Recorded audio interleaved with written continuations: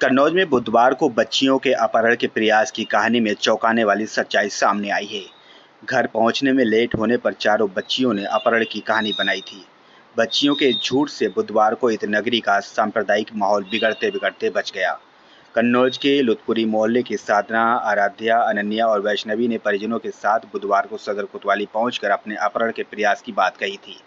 बच्चियों ने एक धर्म विशेष के कबाड़ी की दुकान पर अपहरणकर्ताओं के द्वारा उन्हें छिपाने का आरोप लगाया था। इतना ही नहीं, 3 अपहरणकर्ताओं के दाढ़ी होने की बात भी बच्चियों ने पुलिस को बताई थी, जिसके बाद मामला सांप्रदायिक हो गया था। पुलिस ने बिना देरी कबाड़ी को घर से उठवा लिया और पुलिस ने भीड़ जुटकर मामले को हवा देने में लोग भी आने लगे थे। इतना ही नहीं, बिना किसी जांच और सबूत के धर्म विशेष के कबाड़ी के साथ मौजूद भीड़ ने अभद्रता भी की थी। पुलिस इस कहानी में पूरी तरह चकरघिन्नी बन गई थी और किसी तरह का माहौल बिगड़ने की आशंका के चलते भारी पुलिस बल तैनात करने की तैयारी हो गई थी।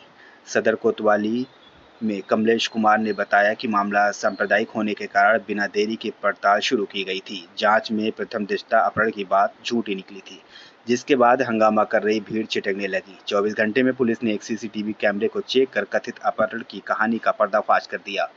सीओ ने बताया कि बच्चियां स्कूल से छूटने के बाद घर के बजाय अपनी सराय मीरा में रहने वाली सहेलियों के घर गई थी।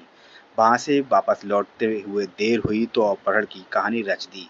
सीओ का कहना है कि मामले में आगे नई बात आती है तो जांच कर विधिक कार्रवाई की जाएगी।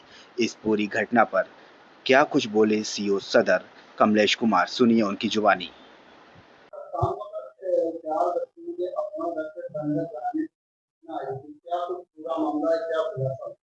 देखिए, कल नेत राम राजपूत जो लुतपुरी के रहने वाले हैं, उन्होंने थाने पर आकर ये सूचना दी लगभग 2 बजे कि उनके घर की 4 बच्चियों को जो 10 वर्ष से कम उम्र की हैं, वो लोग स्कूल गई थी। स्कूल के बाद जब घर के लिए निकली तो एक ऑटो में 2 लोगों ने उनको बैठाया, साथ में ऑटो वाला था, और ले जाके कचहरी के सामने एक जो है कबाड़ी की दुकान में उनको बंधक बनाया। ये सूचना प्राप्त हुई कोतवाली कन्नौज पुलिस को। इस पे 4 टीमें तत्काल बनाई गई, सीसीटीवी कैमरों को खंगाला गया।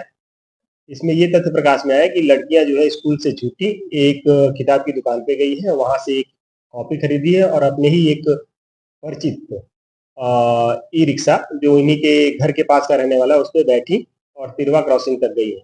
ये टोटल 6 लड़कियां थी, 4 इनके घर की और 2 अन्य, जिनके घर जो है तिरवा क्रॉसिंग के पास है। ये बाकी लड़कियां वहां उतर गई, ये लोग भी आगे चल के उतर गई और पुनः ये वापस आई है। वहां पे पूछताछ की गई, वहां पे सीसीटीवी कैमरे देखे गए, संबंधित ई रिक्शा की पहचान की गई, उस व्यक्ति के बयान दर्ज किए गए जिसमें उन्होंने बताया कि हाँ, ये हमारी टेटी सजाई थी और ये पुनः कह रही थी कि मुझे वापस छोड़ा जाए। पूरी घटना प्रकाश में लाई गई जिसमें किसी प्रकार की कॉन्स्पिरेसी नहीं है।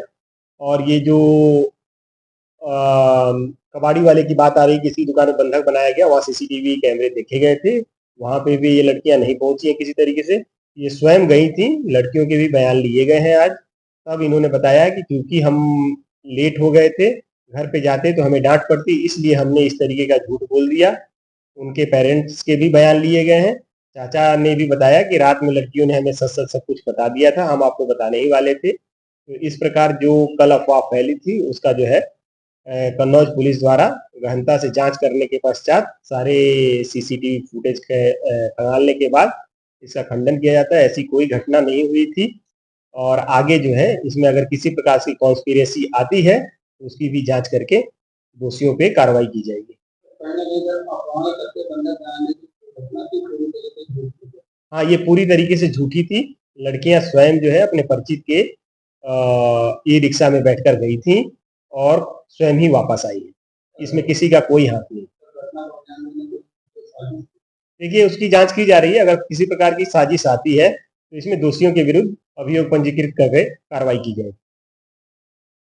अगर आप ये वीडियो YouTube पर देख रहे हैं तो हमारे चैनल को सब्सक्राइब करें और बेल आइकन को दबाना ना भूलें। अगर आप Facebook पर ये वीडियो देख रहे हैं तो हमारे पेज को लाइक करें।